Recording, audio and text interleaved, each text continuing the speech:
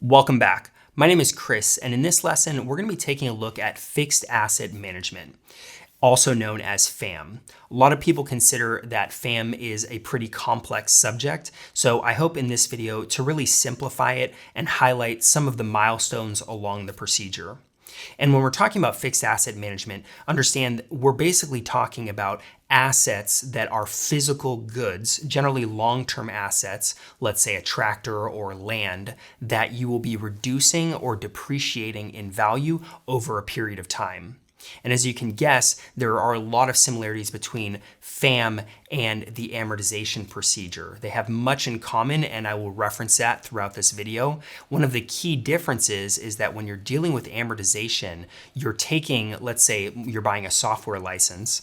When the bill is generated for that software license, at that point, that's where you're assigning an amortization template, which will dictate the schedule to amortize that object, in this case, the license.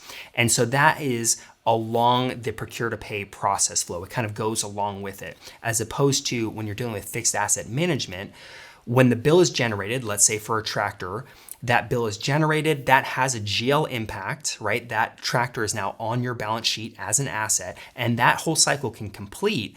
And then separate from that, you have the fixed asset management module that comes along, and from that bill, it creates an additional record called a fixed asset record that has no GL impact. It's not on your balance sheet. It's simply a record. So it'll be a fixed asset record for the tractor, and that will allow you to have the depreciation cycle occur. So that's really where those two things differ. And if you can think with that, you'll see a lot of similarities, and it'll start to simplify this entire procedure. So now let's take a look at this. So I'm here in the home dashboard, and the first thing I want to take a look at is really, even though it's something you're not going to be interacting with very often, it is the thing that starts the entire cycle. It's at the top of the heap, and it's called a FAM asset type. And you could, if you're familiar with amortization, you could consider that the amortization template. And even though it's called a type, it's really like a FAM asset template. You could consider it the same thing. So let's take a look at that. And we're going to come over here. Notice we have our own tab here for fixed assets, unlike amortization, where it's kind of baked into an additional subtab. Fixed asset is its own module. It has its own tab and everything. So we come up here, we're going to go to setup, and then you can see down here we have asset types. So I'm going to open that in a separate window. And if we come to it, we can see a list here of all the FAM asset types that we have available. So notice there's things like building, furniture and fixtures, IT equipment. We have all these different options, and again, can consider them like templates to dictate the depreciation schedules for whatever these things are. So instead of clicking on one of these specific ones, I'm actually going to click on a new FAM asset type, simply because I'm going to walk you through all the different options to make one of these.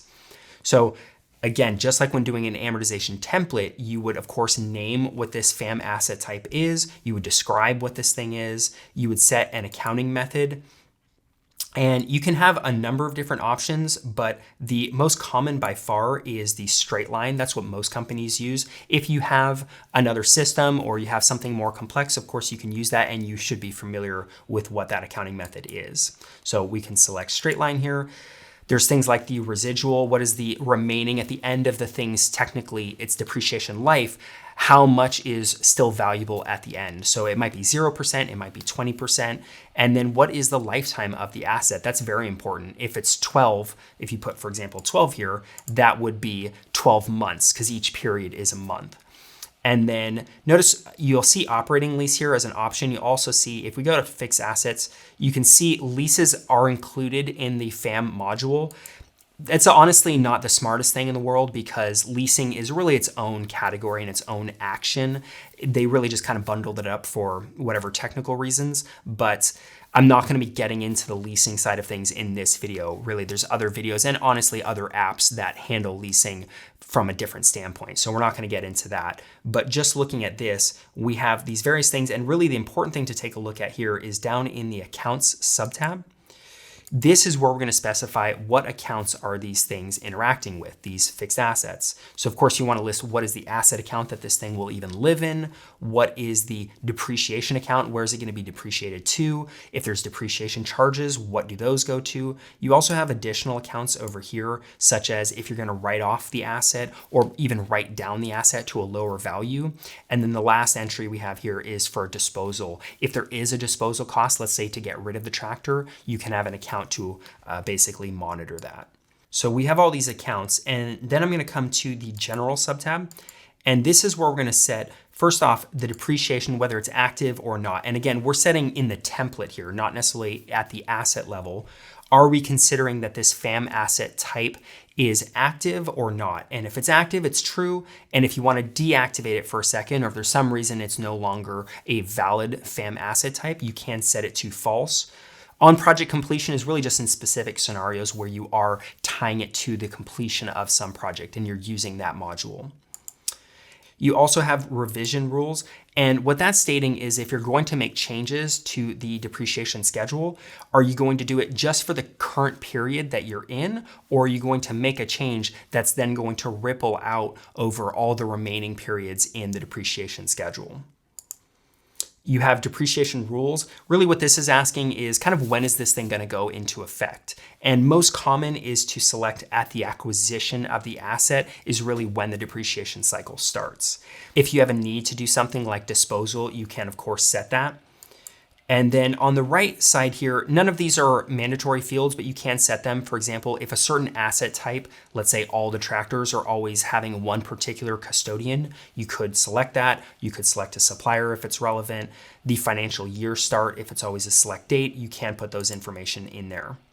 And before I continue, I do want to say if you're finding this video helpful, please hit that like button and subscribe because I come out with videos at least once a week. So there's a lot of new content coming out, and if you want to check it out, be subscribed. And if you want any particular videos, please let me know down in the comments below what you'd like me to make a video on. I've recently started doing review videos where I look at third-party apps and new NetSuite features that are coming out. So anything you'd like me to take a look at, just let me know down in the comments. So let's get back in this. So now that we know what goes into creating a FAM asset type, let's use a FAM asset type to actually generate some fixed assets. And again, just to orient you, so as a company, we've had bills occurring. So we've been procuring various assets. Maybe it's computer equipment, tractors, land, whatever the things are. And those have been happening from a bill standpoint, but now we want to actually generate these fixed asset records that will allow us to depreciate. So the way we're going to do that is there's actually two methods to basically get to that objective of creating a fixed asset record. And you're going to see that both methods are very, very similar. One method simply has an additional step. So I'm going to take a look at that method first, and then you'll see the difference. So the first method we're going to look at for generating a fixed asset record using a FAM asset type is to go up to fixed assets. We'll come down to transactions, and we're going to go over to asset proposal. So if I click on that, it's obviously asking if I want to leave this page. I do. So we come to this page here. So really what we're going to specify here is we're going to be asking the system to look through the various things that we're setting and look for anything that's eligible to create a fixed asset record. Now, you might want to do this in a day or in a week, etc. It'd be pretty rare to do in the past year, but just to get a broad spectrum of what we have available, I'm going to select what would be normally a very large time period. And then you would select the subsidiary. You can select multiple subsidiaries or simply one. In this case, I'm going to select it just to United States and US2 subsidiaries. And you can include children if you want. Now here's the important part. We're going to come down here and we're going to select asset type. So this is where we're selecting the FAM asset type that we would have created earlier. So remember, I showed you that whole list. There was already a number of different FAM asset types available. For example, furniture and fixtures. So if we click on that, so we've now selected that FAM asset type and we can select propose new assets. Now it's important to really take a step back and understand what's occurring here. We're basically asking NetSuite, the system, take a look and basically propose to us what should have fixed asset records created for them. And the way it's going to do that is we've dictated that this FAM asset type, right, which is like a template, we've said, good, this is what we're looking for. And if you actually, we can click on this little button here and we can open up what is basically dictated in this FAM asset type.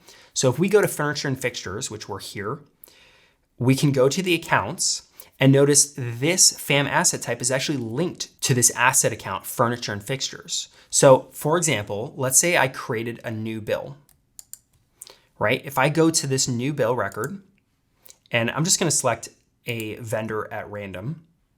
So select A+ Electronics, and that will automatically fill in things like the subsidiary, the account, etc.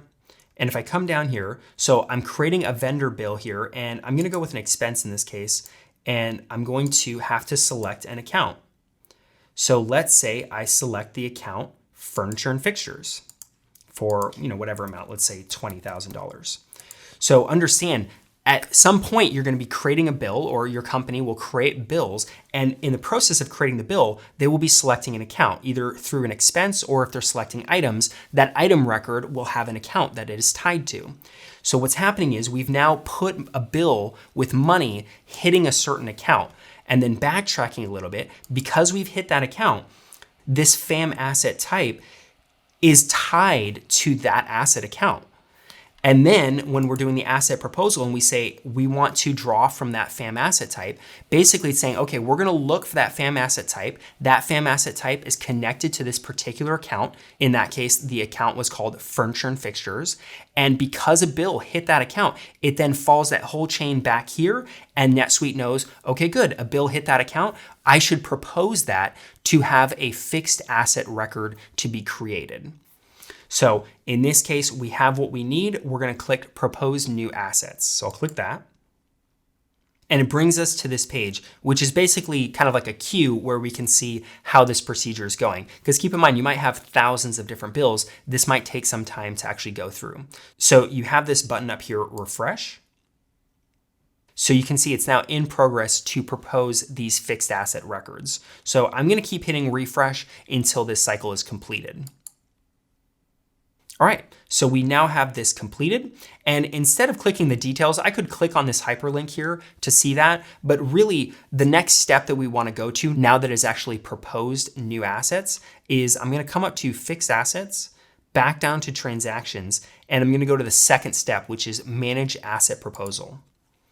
So when I come here, it basically shows me all of the proposed fixed assets to be created. They haven't been created yet, but the system's saying, hey, here's a bunch of things that based on the FAM asset types, these things probably should have fixed asset records created for them. So if I scroll down here, I've got these, looks like about 7 or 8 different proposed fixed asset records. And you can see right here, these two at the bottom here, I can select these two. These are both the furniture and fixtures. And you can see they're both with the US and US2 subsidiaries. So this most likely was a result of that proposal that I just did. The remainder of these must have been proposed at an earlier time. So I have all these different options and I can go through these. I also have at the top here, I have filters. I don't have to use them. In this case, I don't have any selected. But if, for example, I wanted to limit it down to just one subsidiary or one different FAM asset type, I could select those.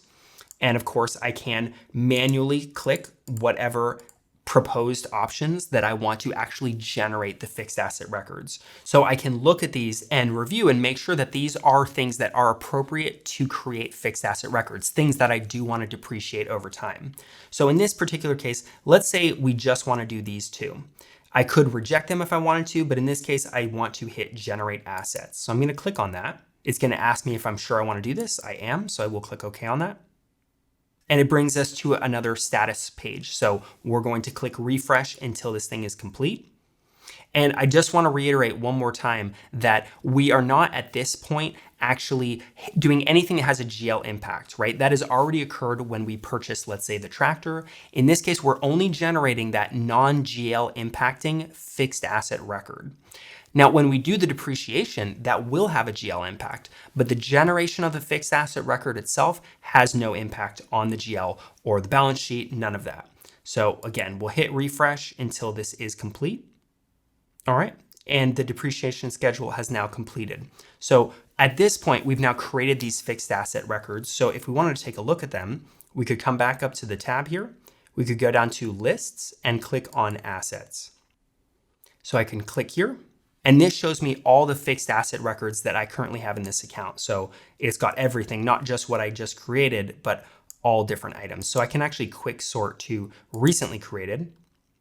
And you can see I have this furniture and fixtures asset, which is new. The status is that it has not yet started depreciating, as opposed to some of these other ones. And a lot of basic information here. And I actually want to open up one of these, not the one I just created, but one that has already been depreciating. So for example, we have this Dell laptop at the bottom here. If I open that and I come to this record, so this is the fixed asset record. And if I go all the way to the right here, this depreciation history subtab, and then I come down here, we have this row here, which allows us, you can see that it's started depreciating. And I actually have a hyperlink at the far right that shows me the depreciation schedule. So if you recall from amortization, this should look identical to the amortization schedule, where you're going to see all of the different periods, how much is going to be depreciated for every period. And you can see how the net book value of this asset will eventually go down to 0 or whatever the residual amount is. So these are all future periods. Scrolling down here, everything that we can see here is actually coming up in the future. So I need to go to the next set of records, really the early periods in this life cycle. And you can see we've got, looks like 4 different instances, 4 periods that have passed where this fixed asset record actually was depreciated. And I have the hyperlinks for the journal entry right here. So I could click on that and actually take a look at the journal entry that caused that depreciation. So that's the depreciation history. I can go back to that fixed asset record. And one additional thing I want to take a look at here is in the general subtab. If I scroll down here, notice we have the purchase order and the parent transaction. Particularly the parent transaction, this bill, if I clicked on this, this would actually take me back to the bill that really resulted in this fixed asset record existing in the first place. So that's just a nice place. If you're wondering, how did this thing come about? Where is it tied to? You can always find it here and go back to that original bill. So at this point, I've shown you now this proposal method of creating a fixed asset record, right? We asked the system to propose to us what fixed assets should be created. It gave us a list. We selected some items from that list, and we then generated the fixed asset records. That was one method of doing it. There's actually a second method, like I mentioned, and the way we're going to get to that, first off, I'm going to go back to my home dashboard here, and I'm going to come back over to the fixed asset. So we go back down to transaction. And instead of doing asset proposal and managing, we're going to click on this asset creation. And really what this does is, as you'll see here, the settings are identical. So we're going to set the date range. We're going to set what subsidiary, what FAM asset type we're taking a look at. But instead of proposing something to us that we then have to create fixed asset records from, it's simply going to generate the fixed asset records immediately. And the reason, obviously, that cuts out a step, so it makes it a little bit faster. In general, I would not recommend using that method because it's often good to just see what is being brought up as potential fixed asset records so that you can take a look at them, make sure that they are correct, make sure that there's not a mistake, something that hit the wrong account that is then going to generate an unnecessary fixed asset record. So again, you have this as a tool, but I would not recommend using it. I would go through that extra step to make sure that you're getting it just right. So now that we've walked through how you would create fixed asset records, really we get to the important part of the entire cycle, which is the depreciation itself. We have the fixed asset records. We now want to reduce their value. So the way we're going to do that is going up to the fixed asset subtab. We'll come down to transaction, and we're going to go down to asset depreciation. So if I click on that, it brings me to this page. It's very straightforward. You're simply going to select what is the FAM asset type. So we've been doing furniture and fixtures, so let's click on that again. We can also select the subsidiary. So let's also do US as we had done before. In this case, we're taking a look at this current period that we're in. So with all that information exactly as we want it, we can now click on depreciate assets. It brings us to another status page. And again, we just hit refresh. It's in progress. Once again, this might take some time. If you've got a lot of bills and a lot of things that need to be depreciated, this can take quite a bit of time. So if you know you've got a lot going through the system, you might want to select it and have it start running probably at the end of the night or just before the weekend. But in this case, I'm only running a handful of items. So I should be able to hit refresh until this thing is actually completed. So you can see that it's now completed. And of course, you could click on this hyperlink to take a look at the actual journal entries that have created those depreciations. So that's the entire process of doing the fixed asset management. One additional thing I want to show you is if we come up to the fixed assets tab here, notice at the bottom here, we have this searches feature. So if you want to do a saved search regarding fixed asset management, for example, let's say you want to generate a list of all the asset types, instead of creating a saved search and having to put in all that information, you can simply click on this. It brings you to this saved search with all this different information about all of these different asset types that you have. You can, of course, click on edit this search and make any modifications to this saved search. You should recognize you've got criteria, results, you can add highlights, whatever you want to have that various information that you need for fixed asset management. And that's it for fixed asset management in NetSuite. I hope I've been able to at least simplify some of the fundamentals of the FAM module. As you can tell, there is a lot involved in this, and especially when you're getting into making changes to a depreciation schedule, or even maybe taking two fixed assets and trying to combine them. Any of these more complex requirements or modifications is really where FAM tends to break down. It's quite rigid and it just has its limitations in that regard. So if you have more complex needs for your FAM module, I do recommend you check out one of the other third-party apps that either supplements or in some cases entirely replaces the NetSuite FAM module. For example, one that I'm currently using is a product by NetGain called NetAsset, and it really just allows you to have a lot more flexibility. It irons out a lot of the kinks and the kind of weird idiosyncrasies that the FAM module has. So if it's something that you really have a requirement for that and you want to really give yourself a break when dealing with FAM, I highly recommend you check that out. And I have included the link down below. So with that, I'll see you in the next video.